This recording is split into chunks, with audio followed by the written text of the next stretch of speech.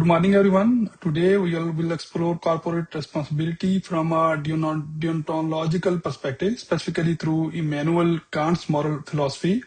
Our goal is to determine whether prioritizing profit over planetary health can ever be considered ethical under Kant's catalognical imperative. So, let's begin with the case study. Imagine Global Energy Corporation, a fictional but realistic representative of a major fossil fuel companies. It emits millions of tons of CO2 each year. These actions are perfectly legal, yet they contribute significantly to global warming. So Kant's deontological ethics emphasizes duty, not consequences. So he argued that morality is determined by whether an action is done out of respect for moral law, not whether it produces happiness or wealth. Two key principles from the foundation: rationality and goodwill. So when we say rationality, we say that humans can reason and choose their own values, own rules. And in case of goodwill, an act is morally good only if done from a sense of duty, not self-interest.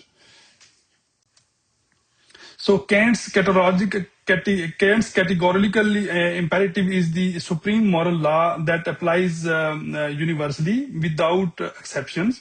It gives us a series of tests to evaluate whether an action is morally right.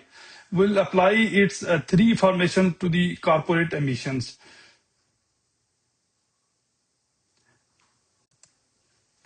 So the first formulation says the act only according to the maxim, whereby you can at the same time will that it should become a universal law. Let's apply the universality test. So if a global energy corporation acts on the maxim, it's acceptable. It's acceptable to pollute for profit. What happens if every corporation follows the same rule? So the result of environmental collapse, destroying the very system that allows business to exist. Therefore, the maxim creates a contradiction in conception. It cannot be logically be universalized. Hence, from a Kantian point of view, polluting for a profit is immoral. So the second formulation tells us act so that you treat humanity, whether in your own person or in that of another, always as an end and never merely as a means. So this means the principle focuses on human dignity.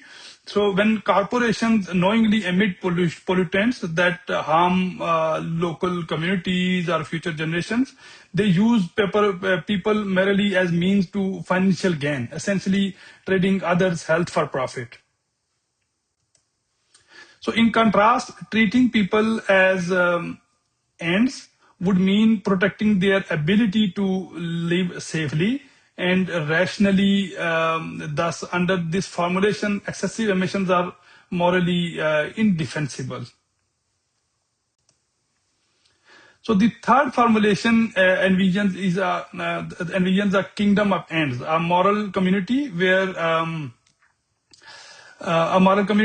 everyone acts both as a moral lawmaker and as someone bound by those laws. In such society, no rational person would legislate the destruction of our common habitat. Corporate leaders therefore must act as a moral citizens of the world, creating rules that respect the autonomy and well-being of all.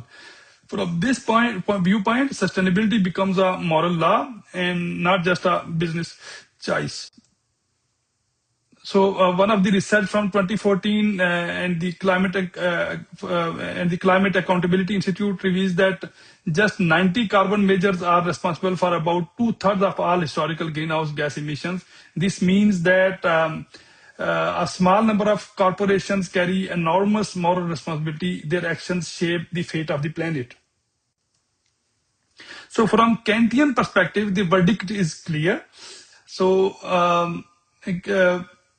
corporate emissions for profit are categorically immoral. So they fail all three formulations of the categorical imperative.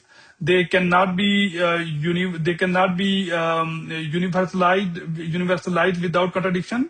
They treat humans as mere tools for profit, and they violate the moral law of a rational community. Therefore, duty must come before profit. So Kantian ethics demand that corporate act ethically because it is right, not because it enhances their image. Moral duty, not market value, should guide corporate decision making. So the message is simple yet profound. Act from duty, respect humanity, and legislate as if the world depends on your choices, because it does. So, in conclusion, Kantian deontology teaches us that ethics is not about the outcome, but about principled action. Even if sustainable practices reduces profits in the short term, the moral duty to preserve human dignity and the planet must prevail. So that's the summary. Thank you. Thank you so much.